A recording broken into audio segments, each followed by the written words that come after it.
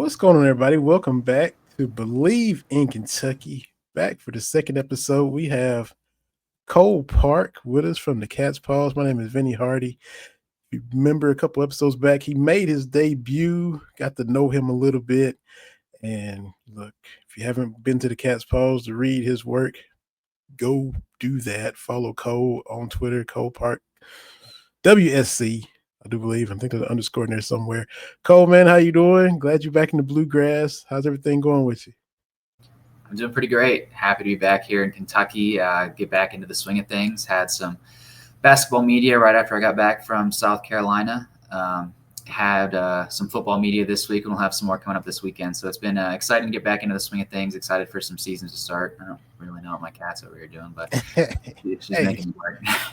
She knows this, the lights are on now. It's time for her to shine. She said, hey, showtime. We got Stoops talking. We can talk about, him and Brad White, Bush Hamden speaking a little bit. It's still talking season, but we're getting closer.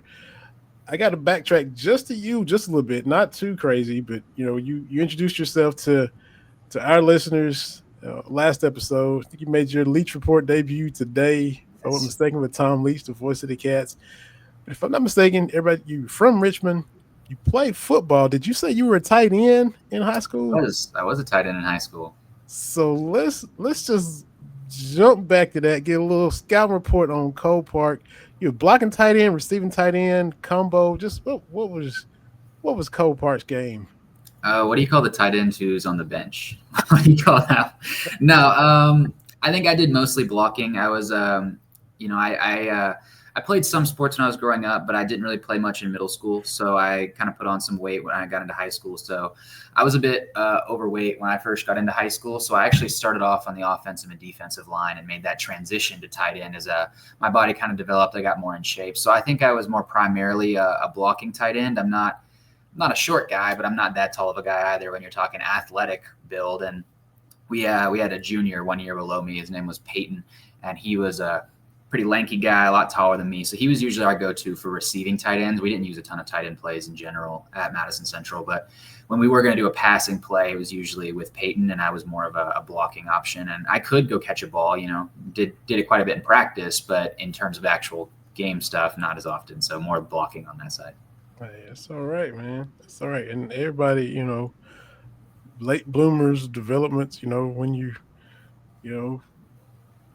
hit the growth spurts, lose weight, slim down, all that kind of stuff hits everybody different. So yeah, good stuff, man. Good stuff. So I remember I should have followed up when you were talking about it. I was like, well, I'll just ask him next episode because I thought you said you were tight end. So you had to backtrack and get that. So yeah. We weren't too good in my last two seasons. We won the first region title in school history my sophomore year, and then we don't want to talk about my junior and senior year. So those weren't the best. That's it. Move on from that. I got you. We all have our bad seasons. Kentucky's coming off a bad season right now. And Mark Stoops, he wants to own it, but he also doesn't want to look back. He let us know that, hey, 10-win seasons. I got up here and talked to y'all. We weren't looking back. We were looking forward. So coming off of last season, he's want to own it, want to answer your questions, but I also want to move forward and kind of show that they've fixed everything that ailed them, as they head into this season. Yeah, I think something that's really interesting to me about the energy around the program right now is you look at all the reporting, you look at all the situations, and you look around the conference. Mark Stoops is the longest tenured coach in the SEC. Been here longer than any other coach has. There's been retirements here and there. There's been, unfortunately for some schools, there's been passings. There's been, firings. There's been people who just go take different jobs. It's all over the place, right? But Mark Stoops is the longest tenured coach in the SEC.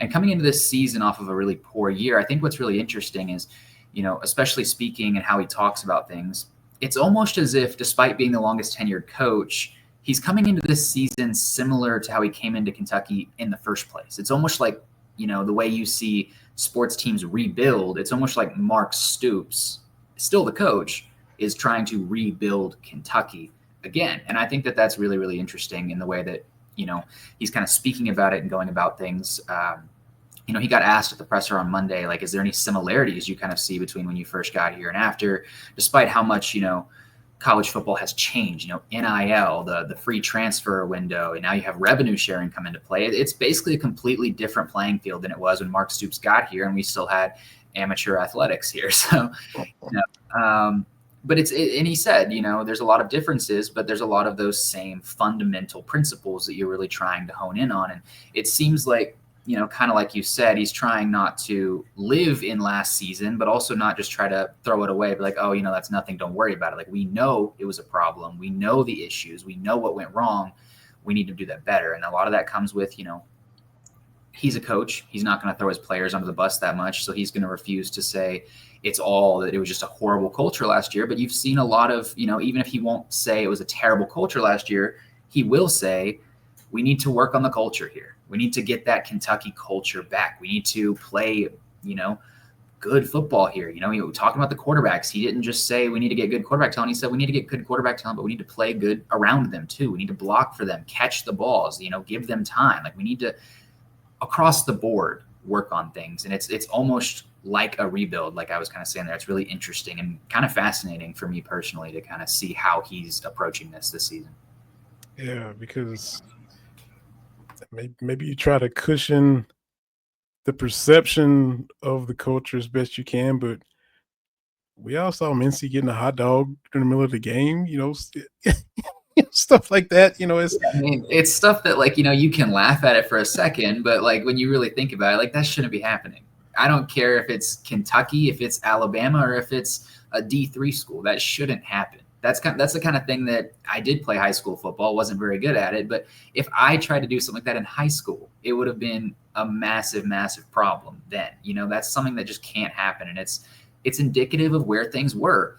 You talk about the hot dog thing. There's plays that are still circulating on social media. You look at that Louisville game, players just aren't running. They're not going to make tackles. When a guy gets in the backfield, they're just like, okay, that is what it is. It's very obvious. And I do have to say, I will respect the fact that Stoops won't just full on condemn it, because some of those guys are still here. Some of those guys, as a coach, I think you have a lot of roles you have to play in someone's life. And you have guys who are really trusting you and kind of need you in some ways. But I think he knows that was unacceptable. And only time will tell if that's going to stick, if that's going to be really enforced. But I wouldn't expect to see anybody in the hot dog line this season. Yeah. You mentioned that Louisville game. Like you said, everybody's talked about it. If you hustle from the get-go, their first drive, if you hustle from the get-go, you have a sack. Yes. It's like you're jogging over there. He's holding the ball. Then you speed up because, maybe I can get over there and get a sack. Had you already been, motor on, you would have been over there and, strip sack, fumble. Who knows? But, exactly. Yeah, that was just, the clear difference in, okay, we're not hustling. Let's turn it on right quick. That was so dramatic, man. It was. And you don't have to be a coach. You don't have to be a coach or an analyst. The everyday average, below average fan saw that just plain as day, man. Yeah. I mean, there was one play that I saw circulate fairly recently. Louisville got one of those big long runs, and they were clearly going to score, but they were there, and just the linebackers, not only did they not react really at all to him getting around the outside, they were just clearly like jogging, doing their pursuit routes, like no clear effort to get there. And sometimes there's going to be a situation where something blows up, and no matter how well you're running, you're just not going to catch them, but you still try. You know what I mean? Like, you still have to try, and you can't go through the motions like they were. And it seemed like there were so many times, and I think certain players have even admitted this to me before, that there were certain times that, some of those guys were just going through the motions. It kind of got to a point where just like, oh, well, this is what's going to happen. Let's just get this season done with. And that can't happen again. That cannot happen again this year. And it's a tough schedule. It's a tough schedule. There's going to be some adversity. Stoops said on Monday, someone asked him, how do you think this team is going to handle adversity when you inevitably run into it? And he admitted, he's like, I don't know. I don't know how they're going to react to it until it happens, but I just have to trust that the toughness, the effort, the passion that they have now is going to continue, but you really can't know fully how you're going to react to a situation until you're in that situation. So it's going to be very interesting to see. And, it would be fantastic for Kentucky fans if Kentucky could just come out and shock the world, run the table, and just go at it. But you look at the schedule, and that's just not going to happen realistically. Mm-hmm. So it's going to be interesting to see what happens when the going gets tough. How does this team respond to getting punched in the mouth against Texas or Tennessee or Georgia, or even, what's going to happen if they come out and get punched in the mouth by a South Carolina or an Auburn again? Are they going to crumble like they did last year and just lose a winnable game, or are they going to fight back and get that win? And a lot of that comes back to the culture that seems at the core of a lot of this issue. He said it, was it during his presser or the luncheon, one or the other, confident that this is a team that we can be proud of. So, like you said, they don't know, but they've taken steps to, they looked at everything. Everything was on the table after last year, evaluated everything, got it fixed. We looked at where we've fallen short. We all heard what he said. You were there in person for what he said. So, we'll see. You mentioned Auburn. Jarquez Hunter looked like Bo Jackson, Cadillac, Bronny Brown, Stephen Davis all rolled into one as he, ran for 300 yards against. He did to us what Ray Davis did to Florida, essentially. So, we're going to see have they, if this is a team we can be proud of, being competitive, playing hard, regardless of the score, not checking out, not throwing up the white flag in the middle of the play, and just coming off as disinterested, will go a long way, even if it is 4 or 5 wins. We had one of Aaron's last episodes, had Dick Gabriel on. I said, we've all talked about how schedule's brutal, a whole new roster, which you kind of had to have a whole new roster after the season you had.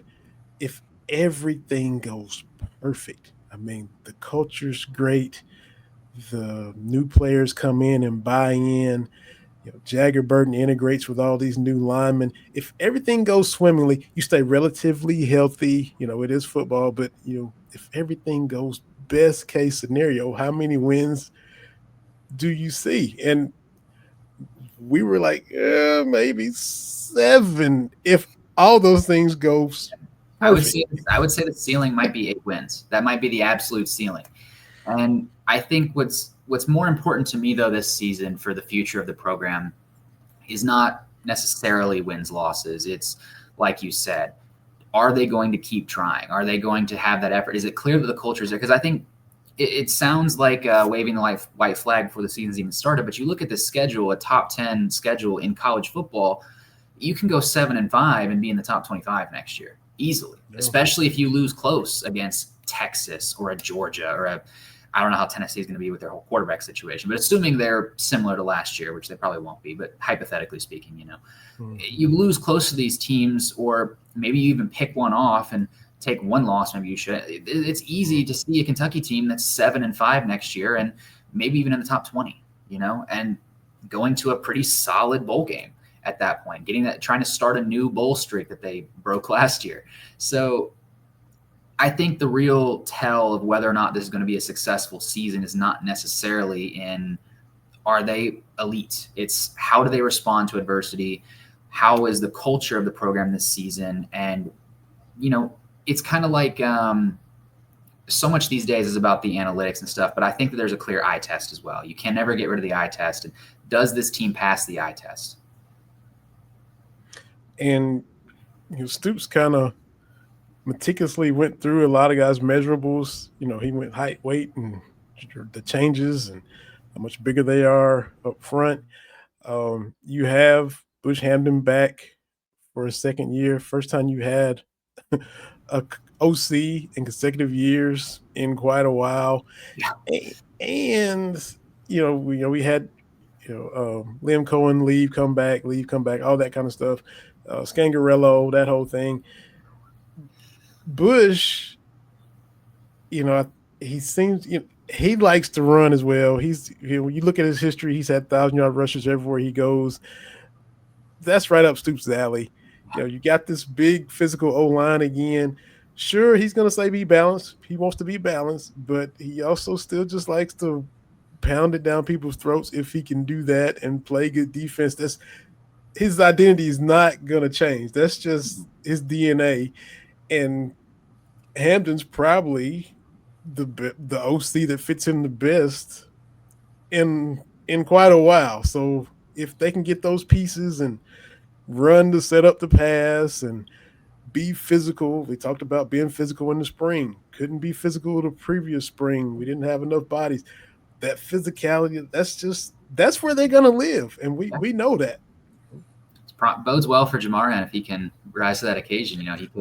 You look at Kentucky in recent years with, Chris Rodriguez getting drafted, Benny Snell getting drafted, Ray Davis, all these guys.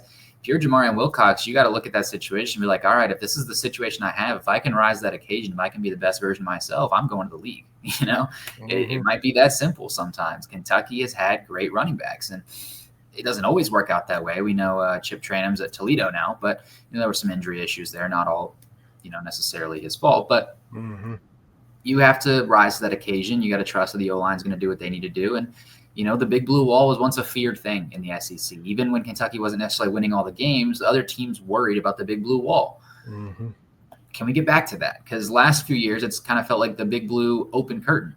Anyone that wants to get back there, if they really want to, go watch the South Carolina game last year. That was brutal. Yeah.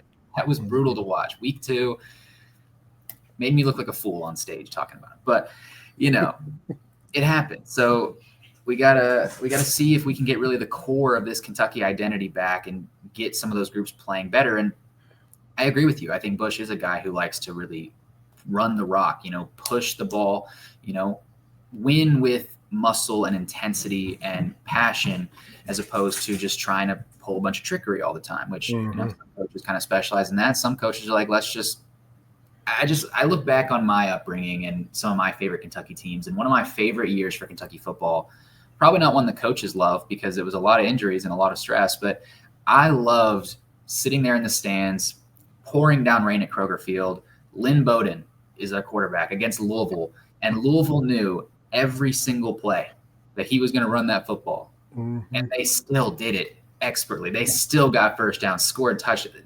Louisville knew exactly what they were going to do and couldn't do a thing about it. That's kind of, I think one of the points that I most loved Kentucky football is just that feeling. And if you can get that back, that's the kind of thing that's going to motivate some guys.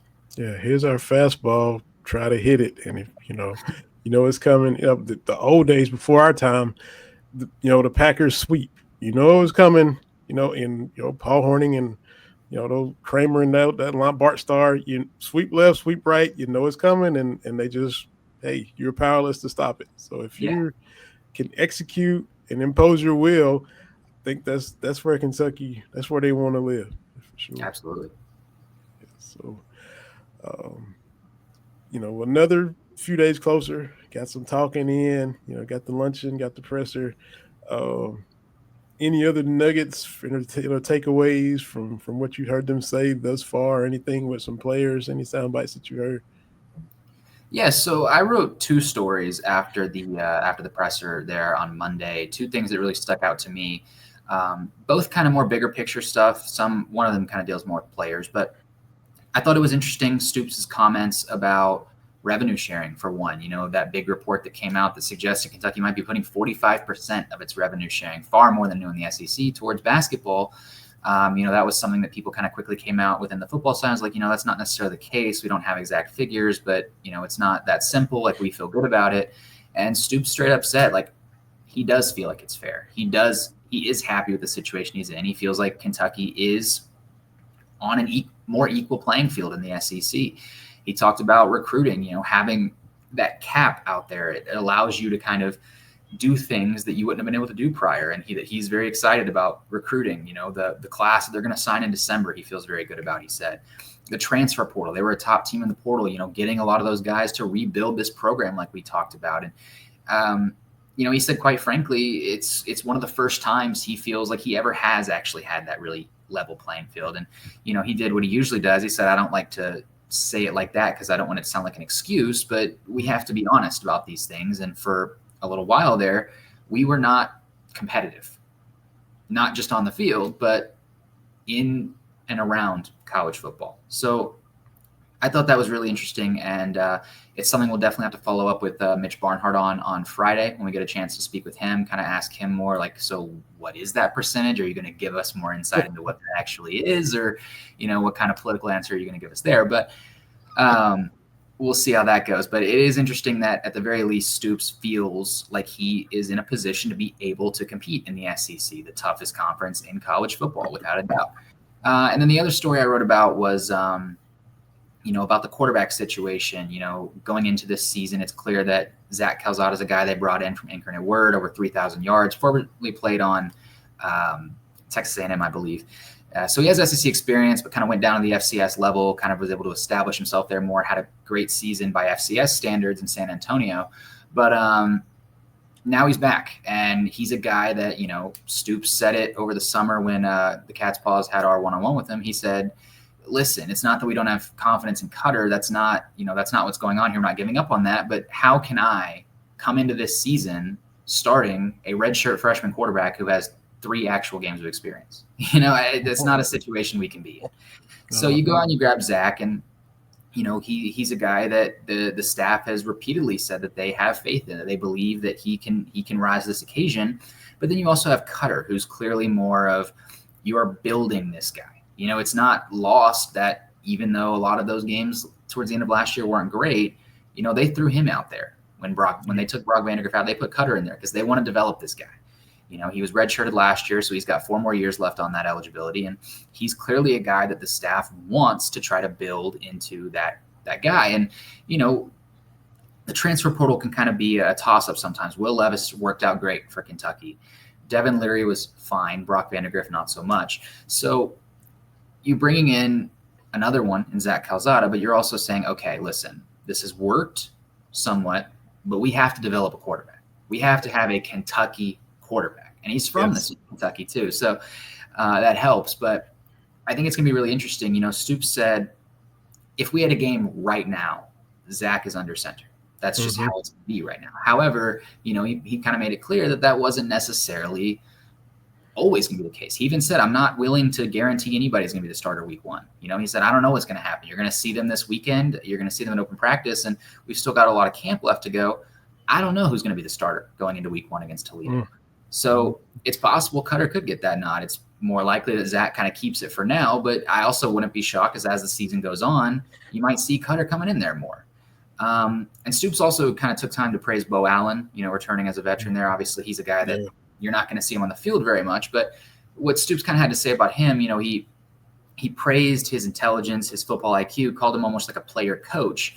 And he said, he didn't say this exactly, but he also kind of praised his unselfishness in the sense he's like, we're going to be able to give a lot more reps to our number 1 and number 2 guy, and Bo Allen's not going to get his feelings hurt about it. So, he said these are guys that need a lot of reps. They need a lot of continuity. They need to kind of develop with the O-line, develop with the receivers, and Bo Allen's a guy who can not only mentor Cutter and also kind of help Zach learn a new program, but he's not going to raise a fuss about it. And, I'm not going to name names here, but there have been 2nd, 3rd, even 4th string sometime quarterbacks in the last 5 years at Kentucky who were more vocal about being deeply unhappy with being where they're at and, demanding more playing time and wanting that. And, some of those guys would transfer to the program because they were so unhappy with how it was going. But a guy like Bo Allen's not going to do that to you. He did leave for a little while, tried it out elsewhere, and then he's like, all right, if I'm going to finish this, I'm going to finish this at Kentucky. He's back, and, he's a guy that Stoops said, like I said, a player coach. He's going to be able to teach Cutter, mentor him. He's going to be unselfish. He's going to support the team. And, I think that, not trying to say that this season rests on the hands of a 3rd string quarterback, but it's invaluable having a guy like that in a program, for all the behind the scenes stuff, building that culture, having guys who aren't going to throw a fit just because they're not seeing the field, just doing what they can to help the team. And it goes without saying, but if you struggle to find offensive coordinator continuity, you're not going to have quarterback continuity or development because guys don't fit every coordinator system. And they just brought in this OC. Well, I don't really want to play under him, so I'm leaving. It's no wonder we haven't had a quarterback developed. Drew Barker probably could have been that guy. He gets hurt, right off the bat. and we'll never know now. But since then, Steven Jackson, Terry Wilson, and I mean, you Levis. said there with the coordinator stuff. I mean, you certainly had other factors. Wandale was pretty huge in there, and different offensive line, different teams, different kind of goals for the season. But look at year one versus year two, Will Levis. When you had Liam Cohen, then he leaves, you bring in Scangrello.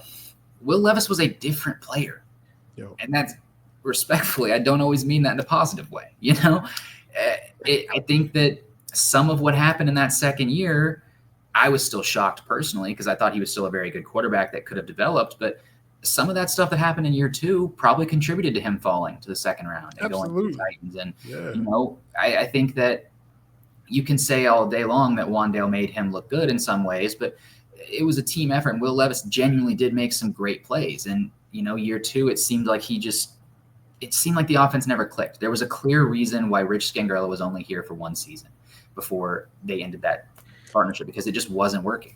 And wasn't the goal, the thought process, the logic in bringing him in to try to keep things as similar to Cohen as possible? Yeah, they wanted to bring another guy with NFL experience who could work with Levis and kind of make him a superstar, kind of a guy that could even go number one overall if you believe that he had that in him. And then he comes in here and just – I don't know if it was too complicated, like mixing the NFL and the college game together, but other teams have done it and not crashed and burned the way that Kentucky team did. So, and we were so slow. We were 1 second on the clock when we snapped it every time, It was amazing. And then you had the whole fiasco during the season where he was on the sideline, then he moves up, and it's like, okay, like what, like it started becoming a weekly thing of like, well, what's Rich going to do this week? Like, what do we need to do? What was the issue with the offense this week? How are we going to try to fix it next week? How's that going to inevitably not fix the offense? And then we're going to be back to square one, Yeah. Just chasing our tails and just oh, man, unbelievable. So, yeah, they don't have to worry about that. You get Hamden again. So there's at least you don't have to, try to know a new guy, bring in a new guy to the staff and all of that. Mark Pope, he talked about how year two as a staff, which people don't even think about it. Everybody looks at, year two of Oweh, Brandon Garrison, Colin Chandler, guys who have been there in his system to help Jalen Lowe, to help Aberdeen, to help Mo Diabate.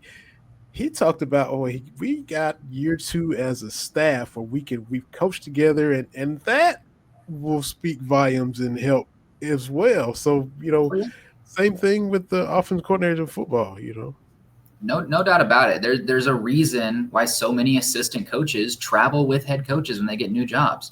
There's a reason why so many head coaches when they get a new job immediately look to guys they've worked with before. You have that rapport, you have that continuity, and you know that you can trust them to kind of implement your system. And then you bring those guys back for year two. You kind of keep that continuity. And there were a few changes. Obviously, everyone wants to throw the big Vince Mara thing out there, but there were a few changes in Kentucky football staff in this offseason. But I think for the most part, it feels like a lot of the core pieces are coming back there. Like you said, you still got Brad White on defense.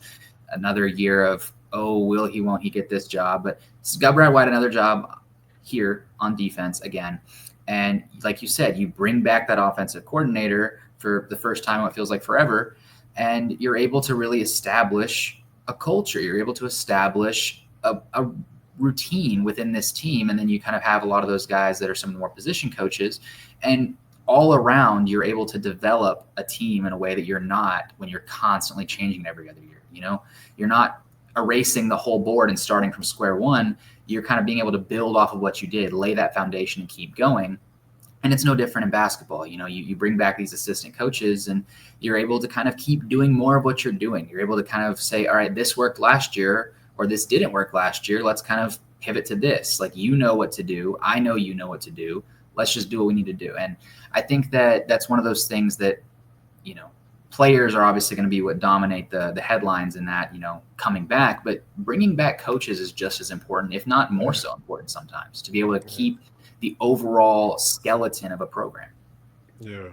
Now, I don't know, maybe I'm on this limb by myself, but a few years ago too, we've seen the 7-5s, which are still very solid. We know Kentucky's history, and there's they missed out when they maybe won 8 or 9 when they won 7 some of those years.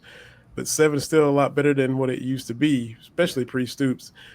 But to me, some of the things that maybe factored into part of the little downturn, and the lack of maybe return on investment on some of the Douglas guys. You think of DeKel Crowders, you think of some of those recruiting wars, and the fan base was holding its breath. Hopefully, we can keep these guys home. We getting this pipeline from Douglas right there in Lexington, and then it didn't pan out for some of those guys. Now you still got Jagger and Ty Bryant, and they can still have a great year and go out with a bang.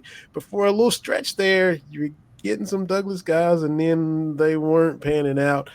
And even Dane gave it his all. He even leaves as a legacy guy, and and you couldn't blame him. You hate to see him go, but it's like, dude, he like gave it every opportunity, and he's like, well, I need to try to maybe go somewhere where I can, be in a good offense. And it's, you hate to see him go, but you understood. Maybe I'm alone in that, but I thought for a little stretch there, the Douglas pipeline wasn't churning, wasn't producing like we had all hoped. Once we hope and pray that we can hang on to these kids and keep them home, and then you get them, and then you don't get to see them come and contribute and have the careers that we thought they might have. Yeah, it's frustrating. It really is. And personally, I feel like I can't say too much positive about Jagger. My sophomore year absolutely obliterated me in our halftime game. So still have a grudge.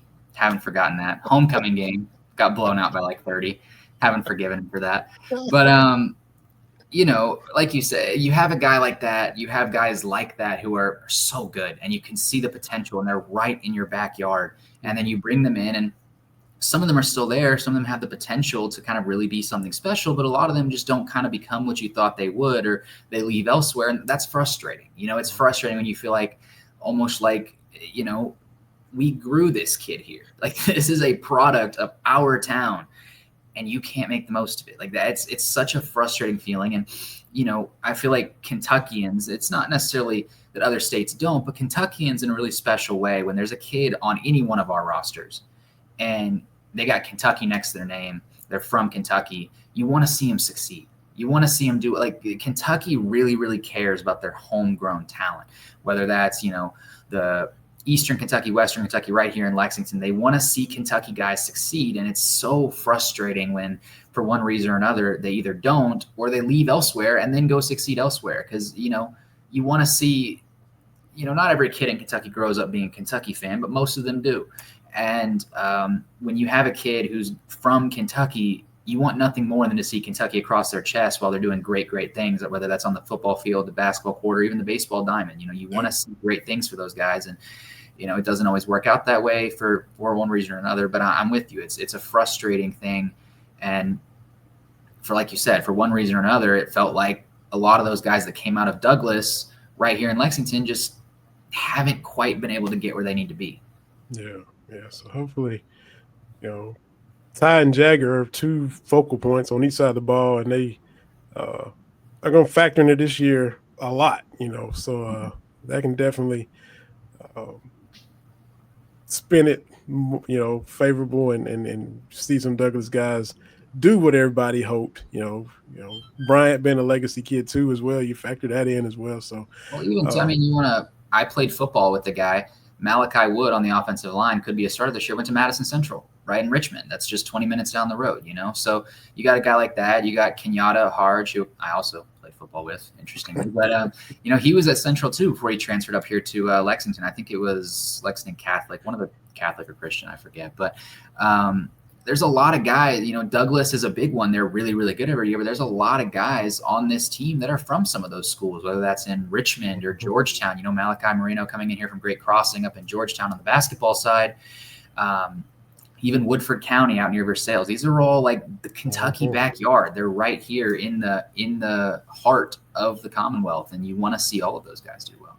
Yeah, for sure. We'll flip it to basketball before we wrap up, man. And like you mentioned, for the Cats Paws, if y'all aren't going catspaws.com to check out Cole's stories. Make sure you definitely do. He's got some stories up. You wrote one about UK and UNC if they maybe join the SEC. You did a lot of research, pulled up some history on the series there between the Cats and the Tar Heels. I did. That one was very fun to write and very long to write as well. That took me a decent chunk of time there to get that one done. But I'm very proud with how that one turned out. It was very fun to write, take a trip down memory lane in some regards, and do my research for others. I can't quite say that I was alive for Dan Issel's great game. I wasn't even thought of by that point. But I don't even know that my. Hold on. When was that game? What year was that game? I've got it pulled up right here. The Dan Issel game would have been 1969. So I Bleav my grandmother would have been 11 years old. So, a bit before my time, but it was fun to research that for Rupp's finale of the series and just kind of look back on some all-time great games and one of the most, in my opinion, underrated rivalries. You put a lot of stock into Kentucky-Louisville, understandably so, Duke-North Carolina, understandably so, even Kentucky-Duke. But there's not as much said about Kentucky-North Carolina, and I think that's a very underrated rivalry, and it's a very good, two very, very good teams, top of the sport usually, and it was fun. I don't know that North Carolina is going to join the SEC, and I think that a lot of that reporting was kind of blown a little bit out of the water in terms of like the action behind it. A lot of it was more just North Carolina saying, hey, when our TV deal is up, we got Bill Belichick coming in here for football. We don't know where our football team is going to be in a few years, but we got Bill Belichick coming in. We're clearly caring about football, basketball, we're trying to get right. When our TV deal comes up, we might consider something. And, if we were going to leave the ACC, we'd probably only do it for the SEC. That's kind of more of what I kind of interpret that situation to really be. But it was a fun thought experiment to do, like, could North Carolina come to the SEC? Who would they probably bring with them? Because you'd expect them to bring a school with them. It was fun to kind of go back down memory lane and talk about some of those games. Do you have a favorite on that list? Malik Monk, when he dropped 47, was fun. Anthony Davis getting the block there in Rupp Arena. People there, so that was the loudest they had heard Rupp. Where he blocked Henson's shot, as they went on to win the national championship that year. Liggins 3 against North Carolina, which in the tournament, because look, North Carolina's one of the few teams we trail in the series head to head against, and so got some ground to make up against them in the series and in the tournament series. Yeah, all time in the NCAA. Yeah, got some ground to make up against them. So that Liggins one in the tournament, like you said, you mentioned the history against them in the tournament. 95 losing to them that year. They had Rasheed Wallace and those guys. They come back and win it again in 96. But so that pill was hard to swallow. But for Liggins to do that in the tournament is one of the only tournament win against them. So number two, that one carries a little extra weight, because it happened in the tournament for sure.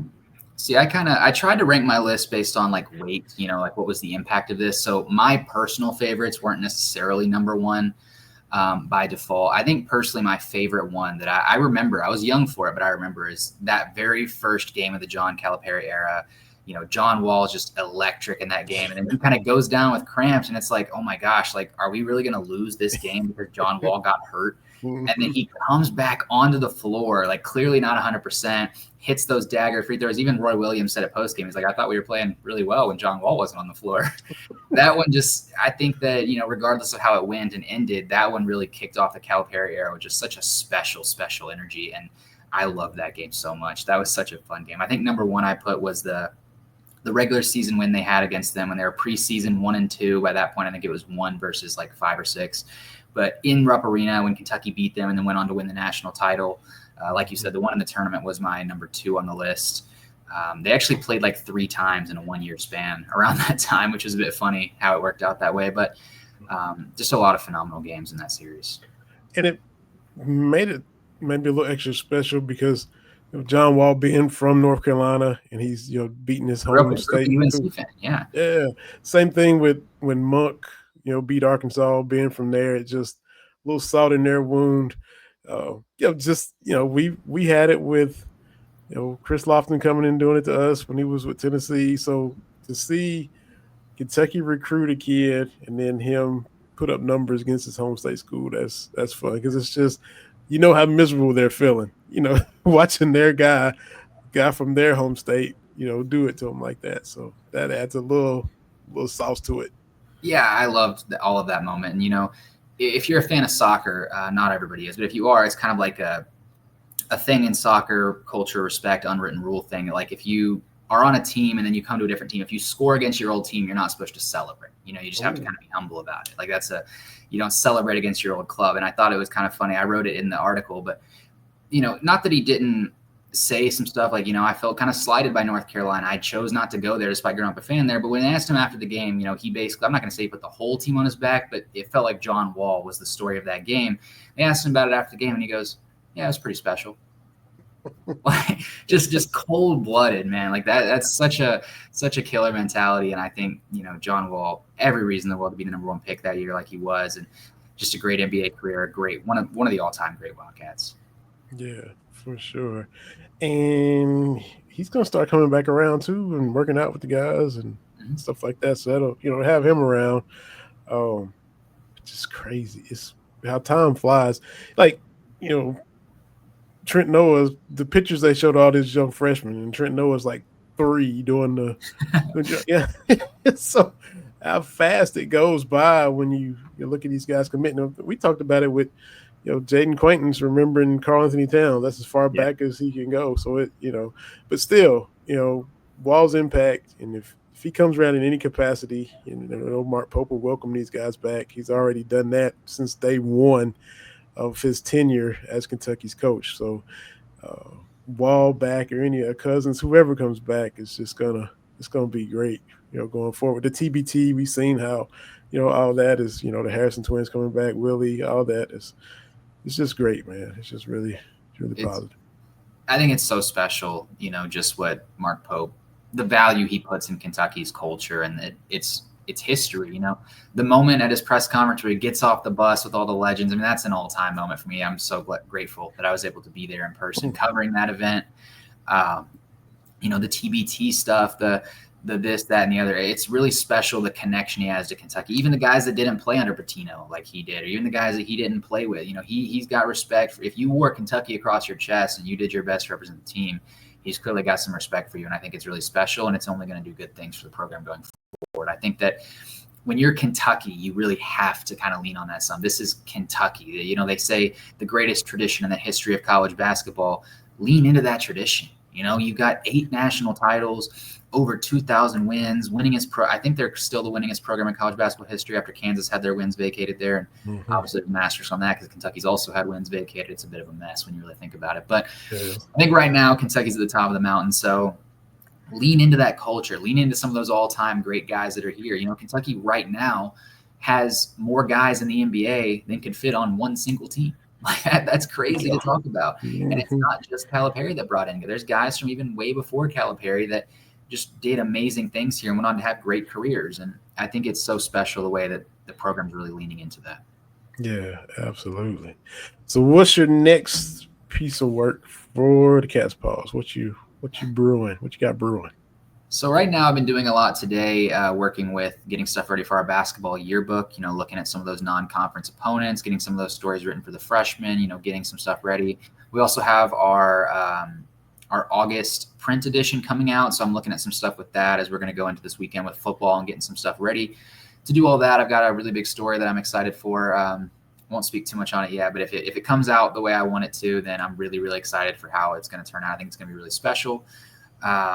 And then we obviously have this weekend, Mitch Barnhart on Friday, Bush Hamden, Brad White on Friday, I Bleav. Open practice, be able to see the players, kind of see what they're doing, talk to some players after the game. We'll have a lot of football stuff coming out this weekend, and we'll see about basketball. But right now I've been doing a lot of yearbook work behind that stuff that'll come out once college basketball yearbook comes out that we do every year, and getting stuff ready for our August print edition, which will be pretty football heavy, obviously, and a story that I'm hoping to get set up that I'm really, really excited for.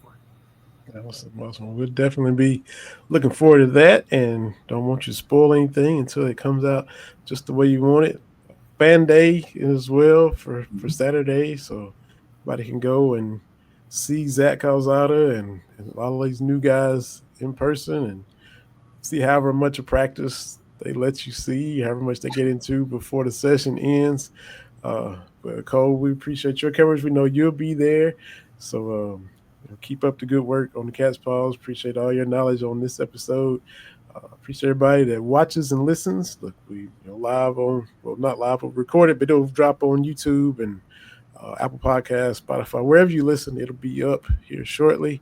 And if you want to just rate and review and subscribe, we'd appreciate it. Just take a few seconds to do that.